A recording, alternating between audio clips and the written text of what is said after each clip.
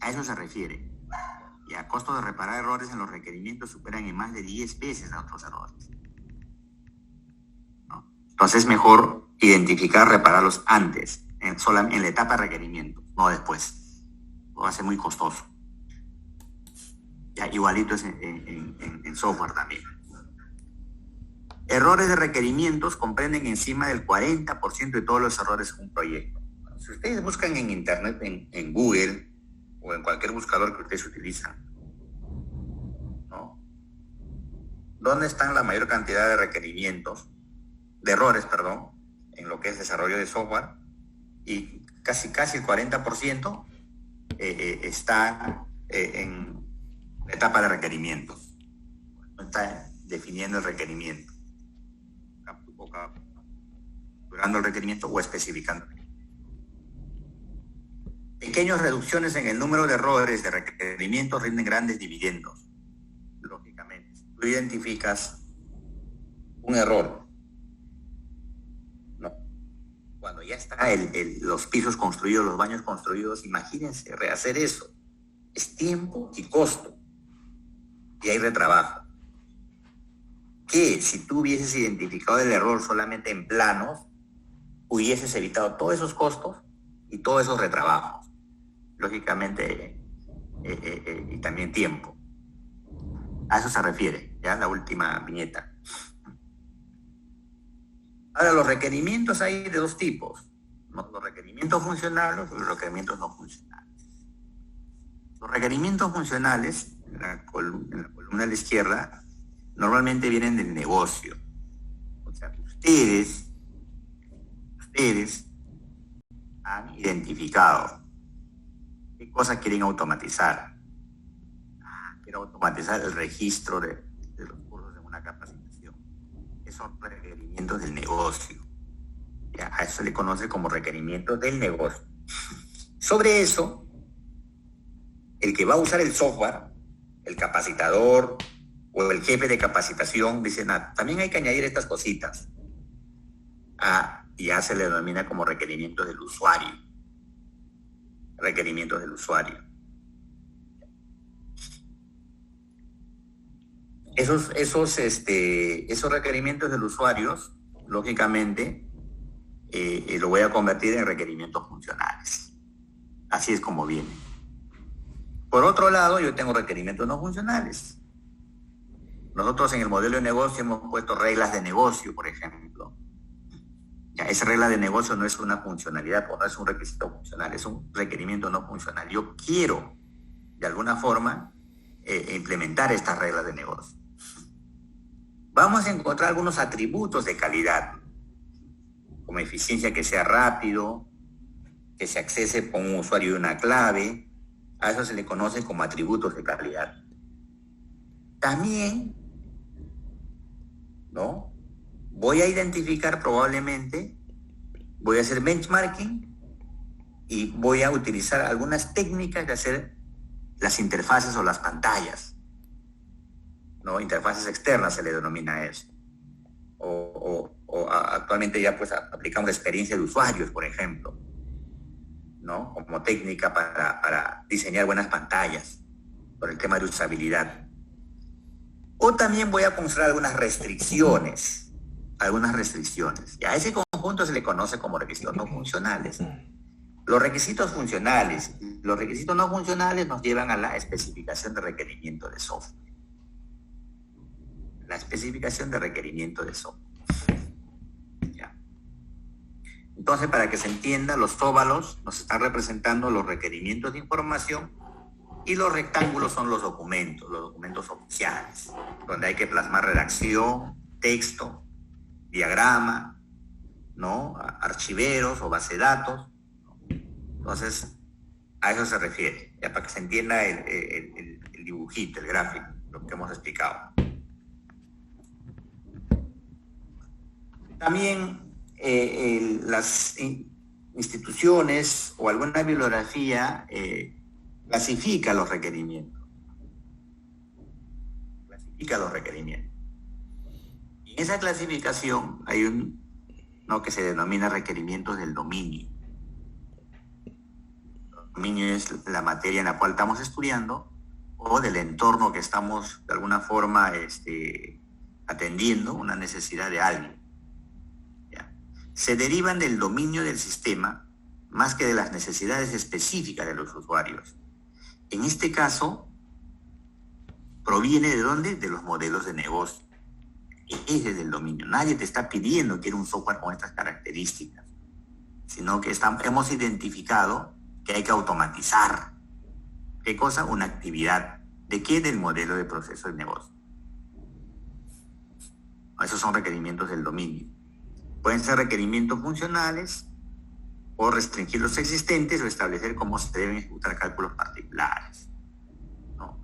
Lógicamente en el proceso de negocio me dice qué reglas voy a aplicar, qué reglas de negocio. Ahí están pues algunas particularidades, ¿no?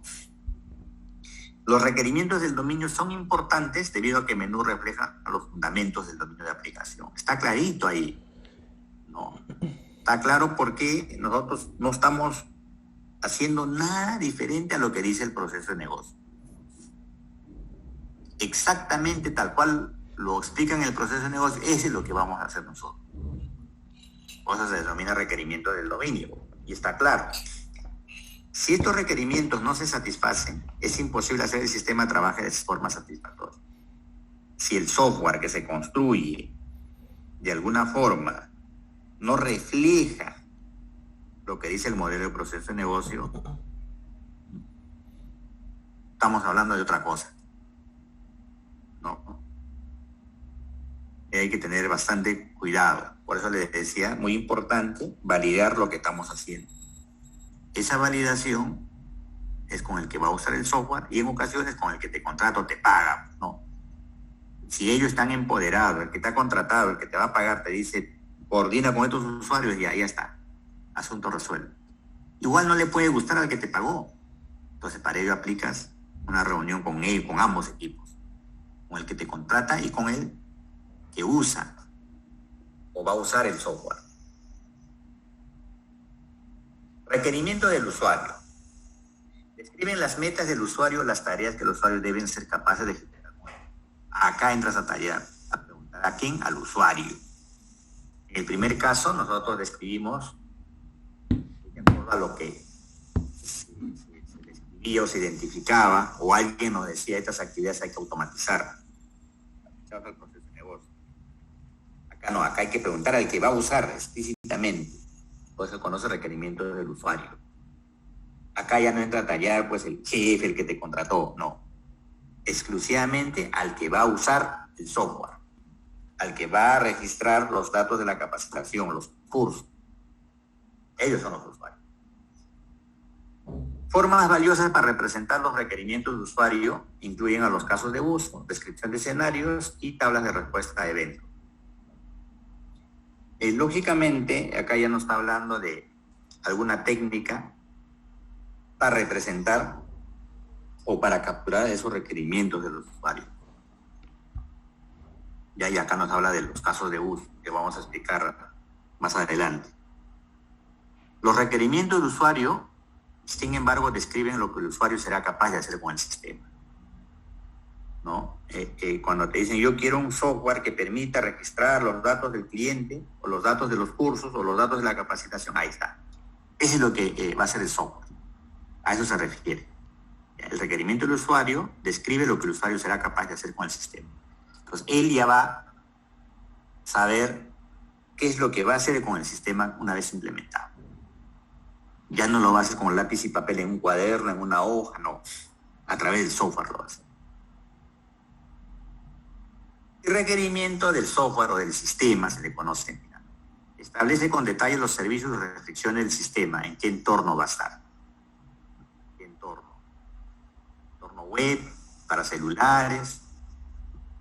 El documento de requerimiento del sistema, algunas veces denominado especificación, debe ser preciso. Es preciso, ni más ni menos. Ni más ni menos. No dejar libre albedrío, no dejar a interpretaciones. Cuando uno especifica o describe el requerimiento. ¿Ya? Y esta descripción de requerimientos es En otras palabras, el contrato entre el negocio y el desarrollador. Porque yo de alguna forma te voy a entregar un producto y tú vas a validar ese producto. ¿Contra qué vas a validar? Contra el requerimiento que has hecho, pues. Cuando te entregan un producto software es contra el requerimiento. Pues a eso se le denomina también contrato. Tú cuando me entregues un software, así lo voy a verificar. ¿Y eso dónde está? En el requerimiento.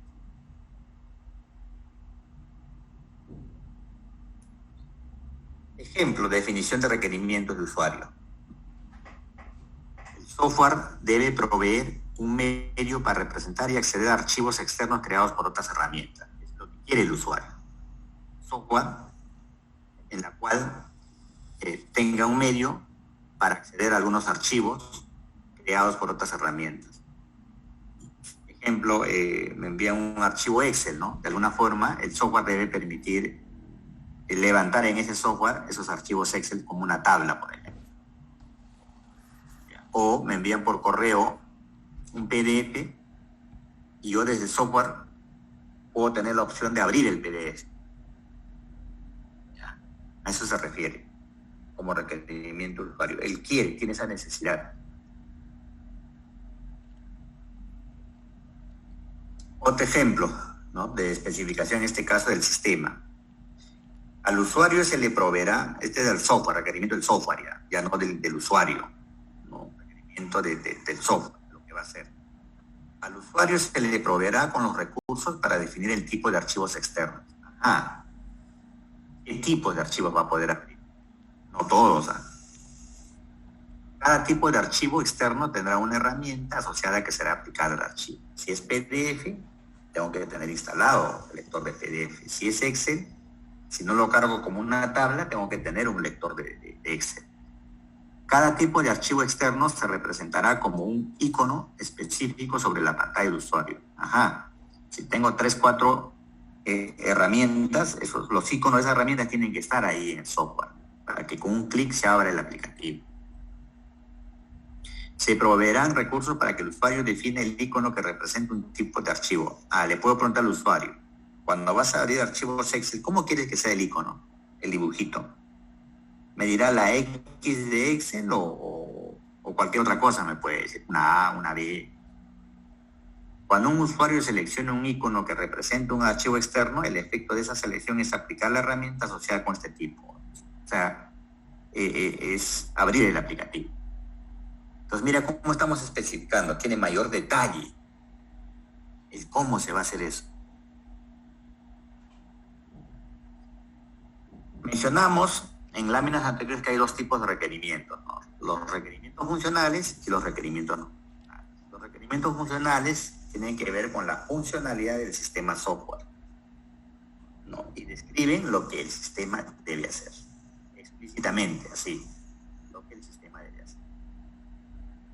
Esa es la funcionalidad, lo que hace que ese software atienda, ¿no? Yo quiero registrar los datos de la capacitación. Esa funcionalidad debe tener ese software.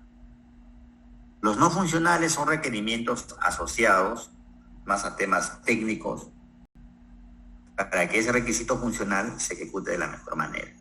El tema de la usabilidad asociado a que las interfaces sean amigables, por ejemplo. Fiabilidad.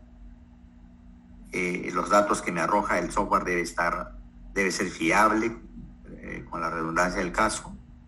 No puede ser que 2 más 2 me bote 5, ya yo no confío en ese software, ¿no? El rendimiento tiene que, las consultas deben ser rápidas, ¿no? Si yo quiero grabar un curso debe ser inmediato, no puede demorarse minutos. Si yo quiero traer los datos de las capacitaciones no puede demorarse pues 1 hora.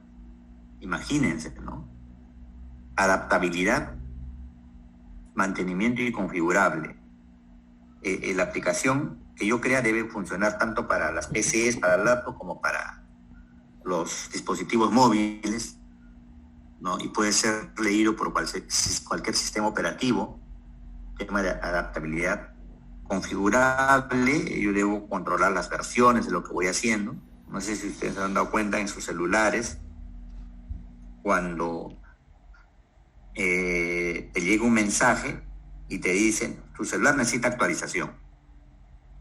Y tú verificas, resulta que tú tenías pues el Excel 2.0 y te dice nueva versión 2.1. Esa es la configuración, las versiones. Y el mantenimiento, ese software que tú vas a hacer, lógicamente debe poder darse mantenimiento, ¿no? Alguien lo puede dar mantenimiento. Si te dan imagínense, contratas un programador donde todo lo encapsula, todo le pone parámetros y a todo, y no está documentado, no vas a poder mantener, vas a tener que leer todo el código para poder dar mantenimiento al software, ¿no? Implementación, también podemos hablar qué lenguaje de programación vamos a usar, ¿no? Para la construcción de ese software, pues Java, Python, lenguaje C, con alguna herramienta específica, con alguna base de datos específica, ¿no? Entonces, a todos esos temas se le conoce como requisitos no funcionales. Los requisitos funcionales, ya describiendo mayor detalle, ¿no? Describen la funcionalidad o los servicios que se espera proveerá el sistema. Ojo, que se espera proveerá el sistema. Yo quiero registrar los datos de una capacidad. Eso tiene que hacer el sistema. Eso tiene que hacer el software. Estos requerimientos dependen del tipo de software y del sistema que desarrolle y de los posibles usuarios del software. Pues va a depender quién es el usuario o quiénes son los usuarios. No es lo mismo, como les mencioné, el que usa siempre el software como el jefe de estos señores, como el jefe de los que registran la capacitación. Son dos roles diferentes. Cuando se expresan como requerimientos del usuario, habitualmente se describen de forma general, mientras que los requerimientos funcionales del software describen con detalle la función de su entrada, salida, las excepciones. Ya, acá está explícitamente a que para considerar una buena especificación de los requisitos funcionales debe usar algo. Ese algo es la descripción narrativa, ¿no? Ahí describen con detalle cuál es el input o el prerequisito y cuál es la salida después de que se ejecute este requerimiento, este pedido. Y también excepciones probablemente tenga, ¿no? Si 2 más 2 es 4, entonces rojo. Si 2 más 2 no es 4, entonces verde. Y ese verde debe ser una excepción por alguna razón, ¿no? Porque 2 más 2 debe ser 4, sí o sí, pues, ¿no? Por alguna razón el 2 más 2 no es 4. Es una excepción. Una excepción. O lo que frecuentemente se da en una suma de enteros. Excepcionalmente podría haber una suma con decimales. Entonces tengo que implementar también, pues, para que sume decimales. O yo de repente hago simplemente una calculadora que sume enteros. No me percaté que también podía sumar decimales. Entonces es una excepción. Te dicen, por si acaso, siempre yo sumo enteros, siempre. Eventualmente podría sumar decimales, eventualmente. Ahí está la excepción. Esta es una forma, esto lo he sacado del libro de Somerville, está en la página 88. La octava edición, si no me equivoco, la quinta, creo, la quinta o sexta. En la página 88, ahí hay un gráfico bien interesante de los diferentes tipos, cómo podemos identificar los requisitos no funcionales. Dice que se divide en 3. Lógicamente, esto puede ser complementario certificado, hay una ISO 27000 y algo, no recuerdo el número exacto, que se le denomina atributos de calidad. Ustedes buscan en internet atributos de calidad ISO 9000 algo, o 27000 algo, no, 25000 creo, 25000 algo, ¿ya? ISO, y ponen atributos de calidad, ahí les va a salir el ISO, el número del ISO, y ahí están todos los requisitos no funcionales, ¿ya? Entonces, lógicamente esta información que les muestro es 2011, pero en ese libro, esa página se está actualizando, ¿ya? Frecuentemente, ya se actualiza. Entonces, acá nos dice que los requerimientos no funcionales pueden ser de 3 tipos. Requerimientos del producto, o sea, asociado al software, requerimientos organizacionales, lo que la institución pide, y requerimientos externos, que puede ser el gobierno, otra institución, ¿no? Te lo pide, son requerimientos externos. Dentro de requerimientos del producto tenemos 4. Requerimientos de usabilidad, que tienen que ver con el diseño de interfaces, ¿no? Qué tan amigable es con la experiencia de usuario.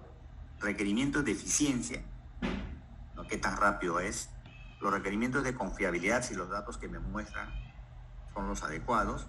Y requerimientos de seguridad, cómo voy a ingresar al software. Mediante el usuario y clave,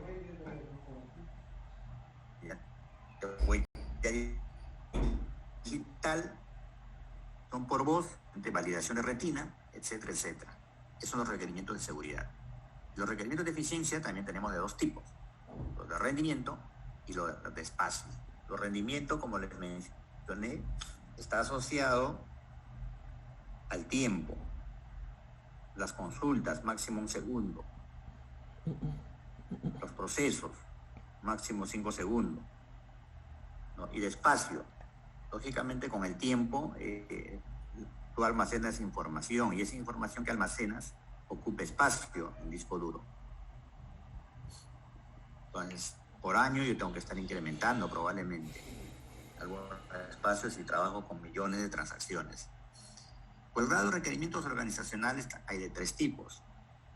Los requerimientos ambientales, por si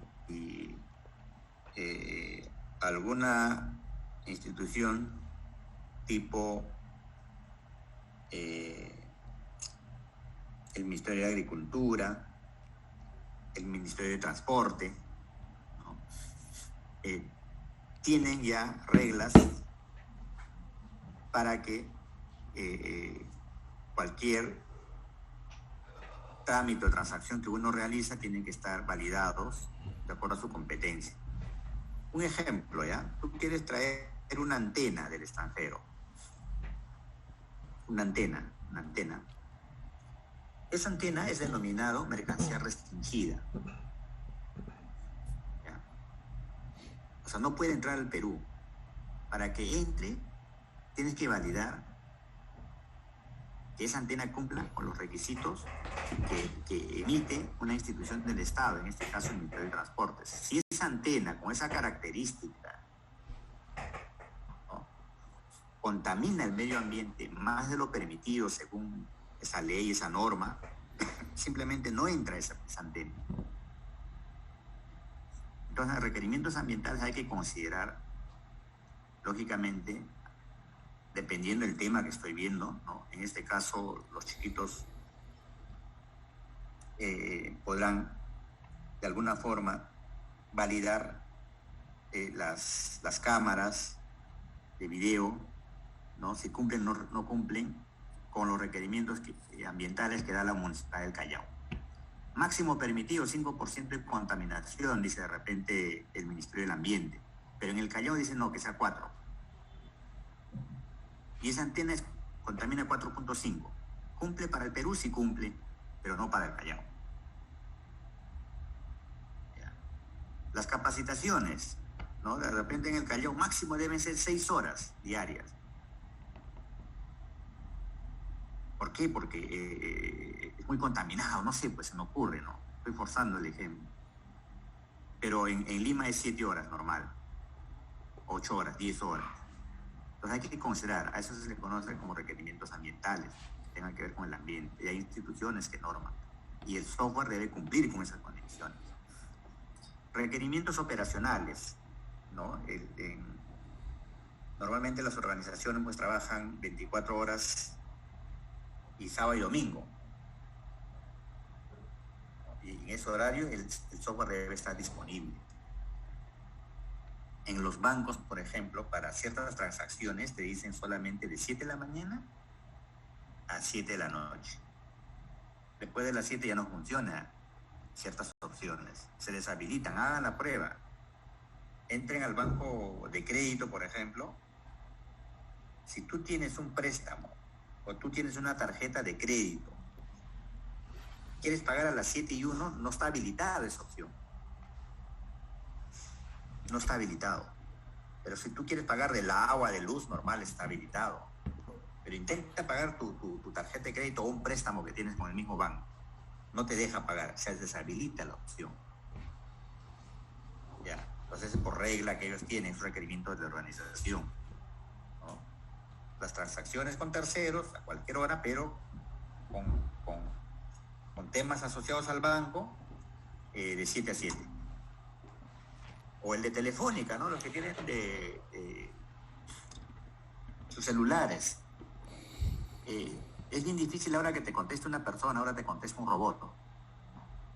Y ese robot también tiene su horario. Su horario tiene. De 7 a 7.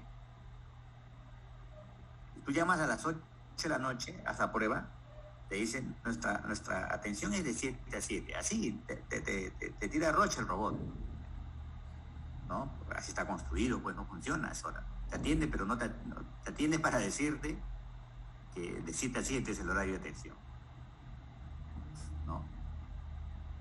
Requerimiento de desarrollo. En ocasiones la institución nos dice, pues mira, de esta forma vas a hacer el software, ¿no? Ya nos define algo, un estándar, una norma, un procedimiento. No me deja libre albedrío. Por otro lado tenemos requerimientos externos, los requerimientos éticos, ¿no? Más asociado a que cumplan con las buenas prácticas de lo que nosotros le llamamos temas éticos, en el sentido de que bajo ninguna forma mis centavitos se deben ir por otro lado. ¿Qué es ese otro lado? Se ha descubierto varias veces y ahí ustedes pueden encontrar información en internet, en que cuando tú haces una transacción con centavos, por ejemplo,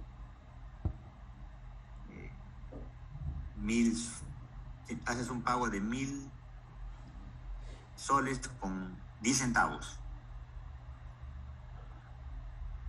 Entonces, al otro lado llega el 1.000 soles y el 10 centavos se desvía para otra cuenta. Y nadie se percata, porque el software está el que lo hizo de esa forma. Entonces, a Walter Antraduco le llega 1.000 soles y 10 centavitos a su cuenta de alguien. Y yo por 10 centavos no hago problema, ni siquiera me he dado cuenta que me han descontado 10 centavos de más, o 10 centavos de menos, o si me pagaron 10 centavos de más, 10 centavos de menos. No me percaté, no me hizo nada. Por cada transacción. Imagínate un banco que realice, vamos a suponer pues en todo el Perú 10.000 transacciones. Creo que es más, vamos a poner por día 10.000 transacciones. Por 10 centavos, ¿cuánto es? 1.000 soles. 1.000 soles por día, imagínate. Estamos hablando de 10 centavos. En un mes son 30.000. 30.000 soles. Nadie se percató. Nadie se percató porque eran centavitos. Y eso van a encontrar bastante información en diferentes bancos, ha pasado, de diferentes tipos, ¿ya? Es que alguien no consideró, pues, no verificó estos casitos, ¿no? Entonces hay empresas que tienen sus principios, ¿no? Sus normas y sus buenas prácticas del tema ético, ¿no? Algunos casos, algunos desarrolladores ponen ahí trampitas en el código, ¿no? No es ético, pues eso. Mucha gente dice, pero es legal. Ahora último hemos tenido casos, ¿no? De que a los futbolistas le critican, ¿no? Si es legal, no es legal. Es legal, pues, ¿no? Que ellos apoyen a quien quieran. Pero no es ético, dice, ¿no? Por ahí, ¿no? Entonces ahí queda, pues, en el limbo, ¿no? Dependiendo cómo lo ves. Para ellos de repente sí era, pero para otra gente de repente no era. Un poquito ahí linda, ¿no? Con eso. ¿Ya?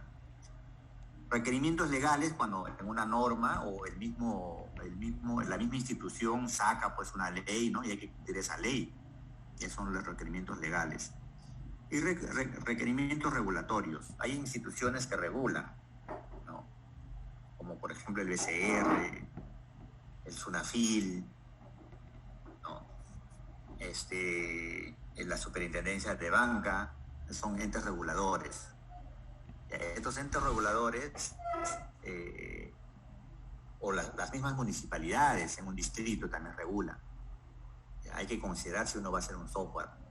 Por eso se llama requerimientos no funcionales. Un ejemplo de algo regulatorio. Nuestro IGB es de 18%. ¿Ya? Es lo que pagamos por una adquisición. Pero imagínate que solo en el Callao se han puesto de acuerdo y hay una ley que ha sacado el gobierno regional del Callao y que tiene esa, vamos a suponer que tiene esa autonomía de normal. Y dicen en el Callao se paga 1% más para ampliar las pistas, por decirlo así, o para dar mantenimiento a las pistas. Entonces, el software debe contemplar eso.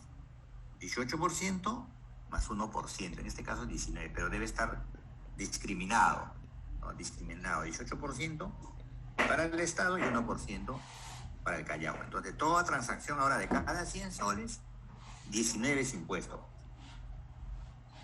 Entonces, el vendedor se queda con 81, 18 se lo manda en su declaración al Estado y 1% al gobierno regional.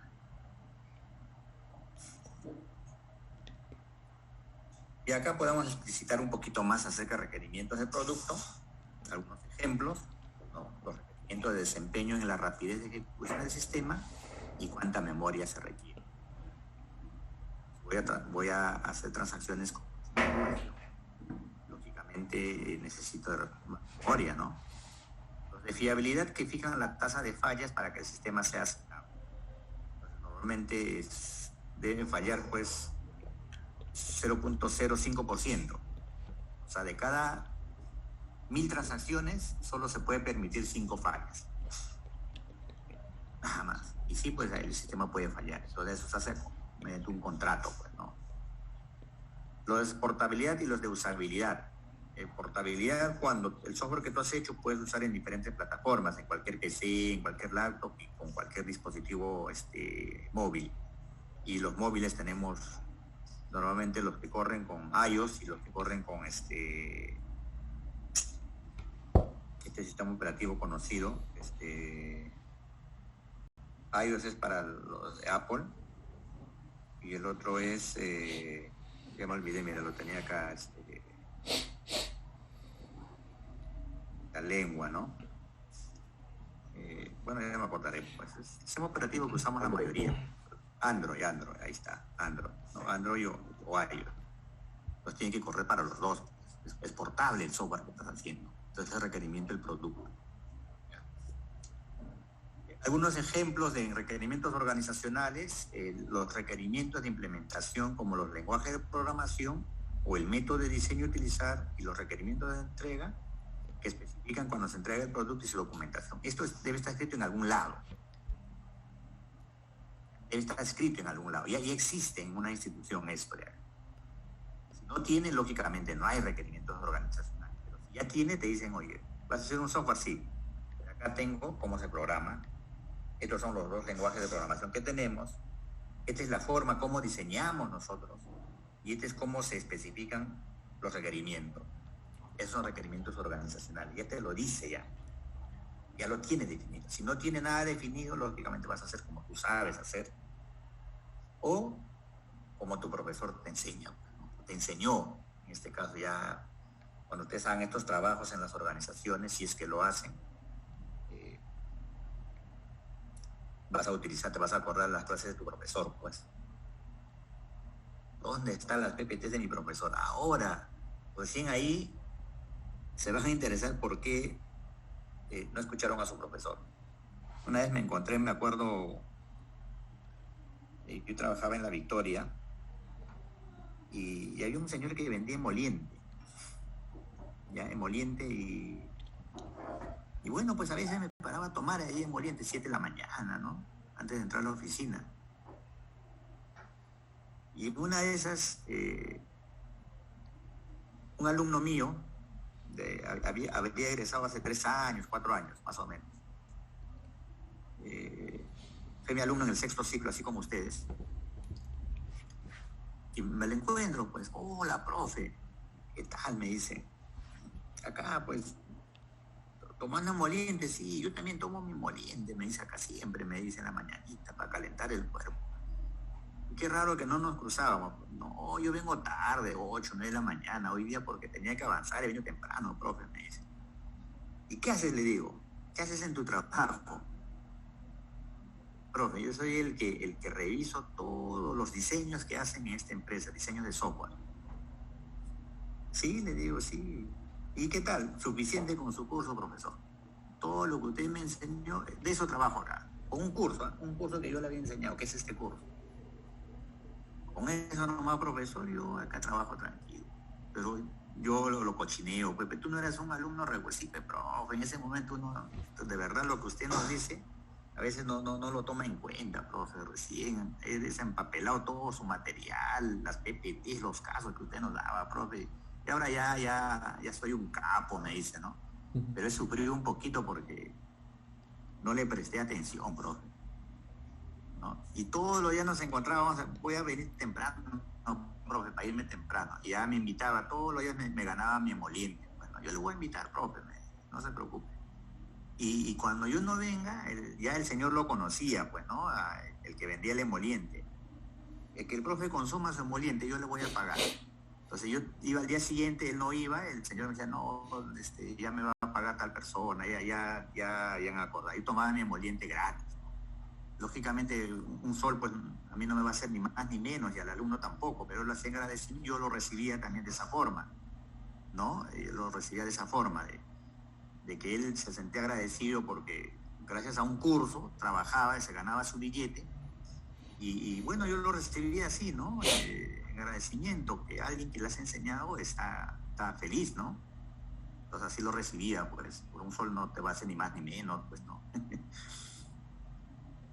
Y mucha gente, el 60% fácil de ustedes, los ingenieros de sistemas, van a entrar a una organización a modelar probablemente la organización, a presentar propuestas de solución, a resolver problemas de las organizaciones. Pero un 40% es casi seguro que va a ser modelos de software. A los ingenieros de sistemas, a los antiguos, casi todos hemos trabajado en software, todos, sin excepción. Los que teníamos la currícula antigua. Ahora los nuevos, lógicamente, de repente no tanto, pero va a haber un 40%, creo yo, que igual las organizaciones lo van a contratar, porque eres de la UNI, los de la UNI saben estos temas técnicos, solo los de la UNI, y te van a seguir contratando y vas a ganar billetes. ¿Qué hace una organización, un ingeniero de sistema? ¿No? Dirige proyectos, sí, pero después de tiempo, cuando ya estás recorrido. ¿Ya? Programa, sí, al inicio a veces te contratan como programador. Analista de software, de sistemas, sí, te van a contratar. Y este es este curso. ¿Ya? Para modelador de datos, todavía tiene que pasar un tiempito. A cualquiera no contratan como modelador de datos, diseñador de base de datos. Tienes que tener tu recorrido. Ya, una vez que ya de la organización te conozca, te has especializado tú en eso, y ahí te contratan como gestor de base de datos, modelador de base de datos, diseñador de base de datos. Entonces, sí o sí, la mayoría de las empresas contratan, entren a tutrabajo.com, búsqueda de trabajo.com, busquen, ¿no? Busquen en qué contratan normalmente a los ingenieros. La mayoría van a decir, necesito analista de sistemas. Pongan analista de sistemas. Y analista de sistemas es esto que estamos haciendo. ¿Ya? Y en menor medida ponen, pues, necesito gestor de base de datos, necesito innovador, necesito especialista en analítica, en menor medida. ¿Ya? A veces necesita un analista, pero que tenga esas capacitaciones, esas casuísticas particulares. Necesito un programador, ya, eso buscan. Pero entren ahorita a Google y busquen. ¿Ya? Y cuando te dicen analista de sistemas es para hacer todo esto que estamos haciendo. Todo lo que hemos hecho desde el primer día de clase hasta nuestro último día que vamos a hacer, esa es la chamba. Y más fácil todavía de lo que tu profesor te enseña. Entonces, otros trabajadores, ¿qué es lo que hacen? No los de la uni agarran su PPT y pueden interpretar cuando debieron haber aprovechado en su momento y sacar 20. Los otros contratan personas para capacitarse. Se van a instituciones que cobran carísimo, ¿no? Estás pagando tus $2,000 ahí recién por un curso que ya debiste haber aprendido en la universidad con tu profesor. Y es triste verlos capacitándose ahí, ¿no? Cuando más que esto no te van a dar, pues. ¿No?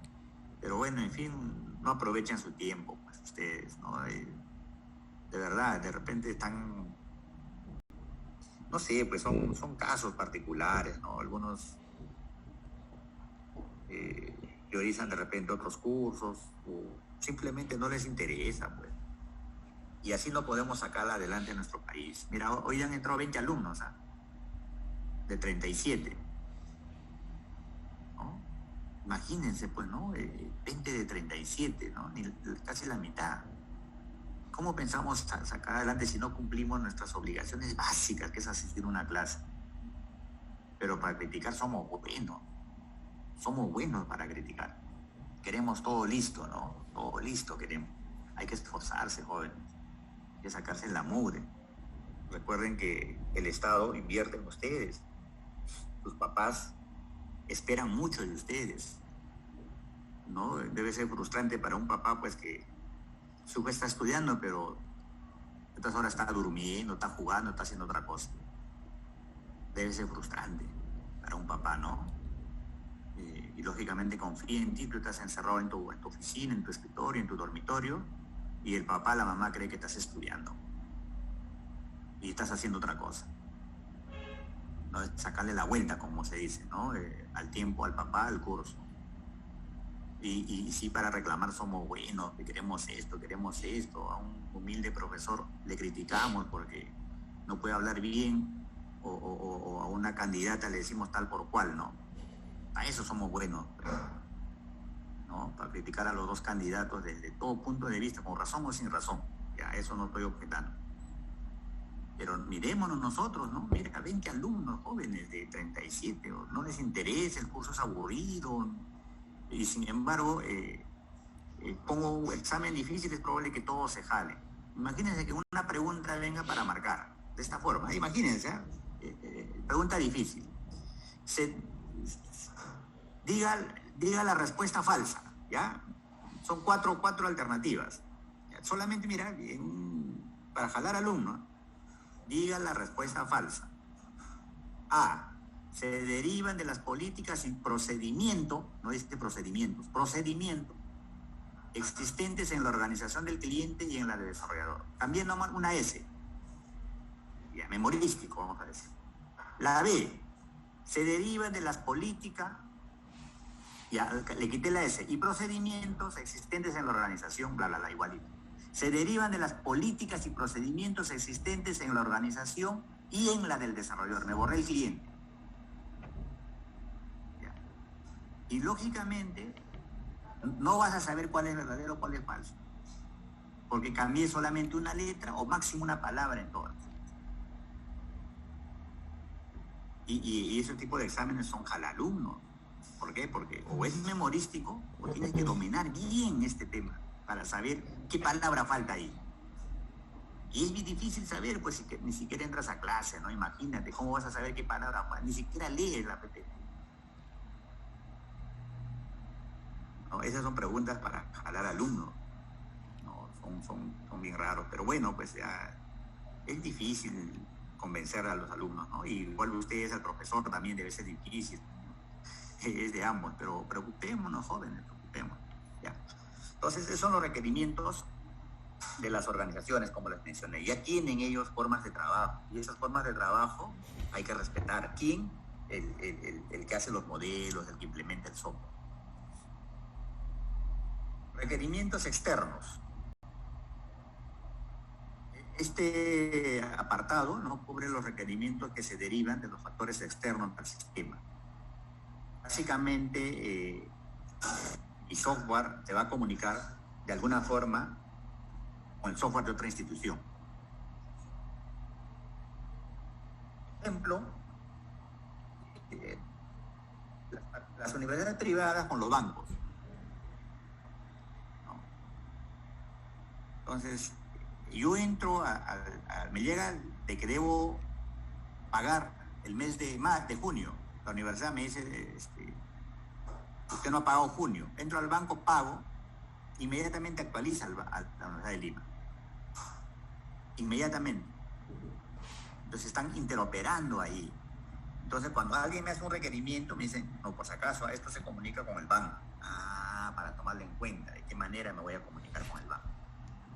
El gobierno regional de repente dice, mira, nosotros todo lo que hacemos debe comunicarse con las municipalidades de la región, las distritales y las provinciales. Ah, mira, qué bonito.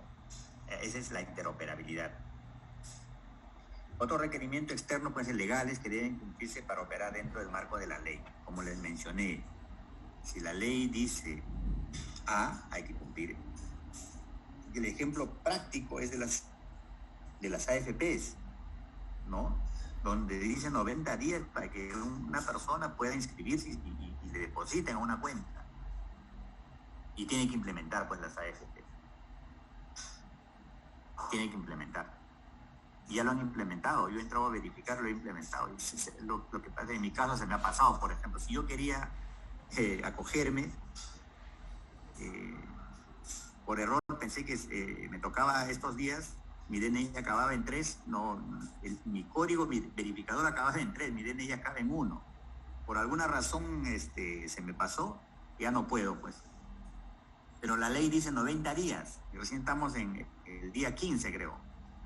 Y las AFP se han dado un mes. Entonces, después de eso seguro va a haber para rezagado. No está publicado, pero va a haber seguro, porque la ley dice 90 días. O sea, todo trabajador tiene 90 días para presentar su solicitud. Ellos han implementado solo en un mes, ¿no? Supongo que es lo primero, y después habrá rezagado. Ya. Éticos que permitan asegurar que será aceptado por el usuario y por el público en general. No sé qué tanto hagan la prueba, jóvenes, con esto de los robots, ya, que contestan las llamadas. Yo creo que no es ético, desde mi punto de vista. Yo he llamado para pasar un número telefónico a prepago, ya. Entonces, en mi celular me sale un app. Esa app me dice, ¿qué quieres hacer? Y pongo, pues quiero cambiar, ¿no? Y me contesta el robot, así escrito, por chat. ¿Por qué? Porque ya no lo necesito. ¿Por qué no lo necesitas? Hasta ahí todo bonito. Al final, por favor, asegúrenme y me pidió todo, cuánto pago mensual.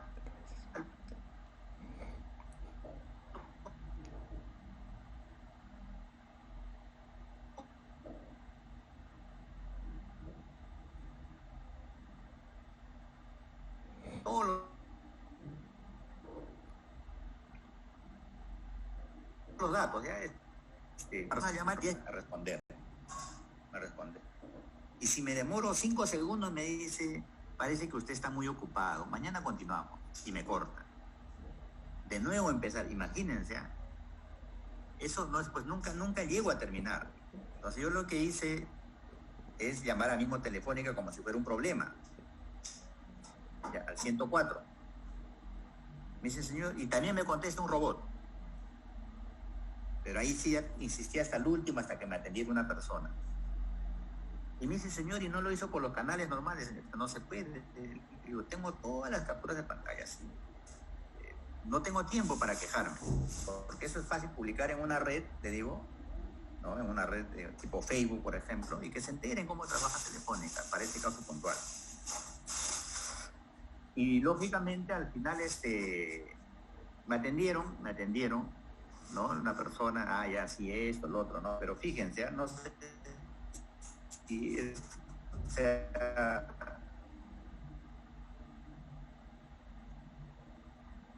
yo le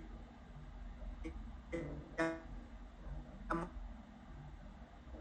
engaña muchachos, sin embargo, para ofrecer, para cambiarte para abajo o eliminar, realmente ya, eso linda ahí como lo ético, ¿no? Ejemplo, requerimiento del producto, tiempo de respuesta que debe ofrecer el sistema para una transacción en el módulo XX debe oscilar entre los 3 y 6 segundos. Ahí está.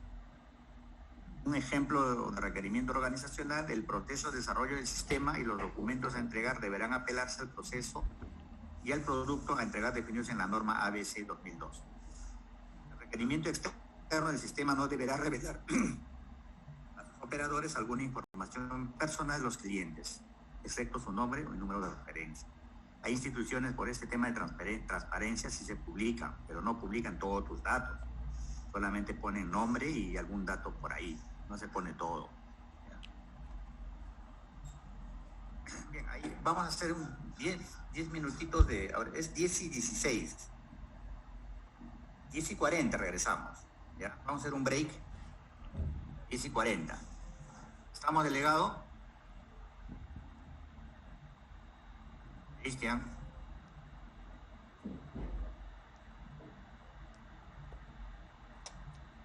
¿Quién está? No, pues sí, estamos de acuerdo.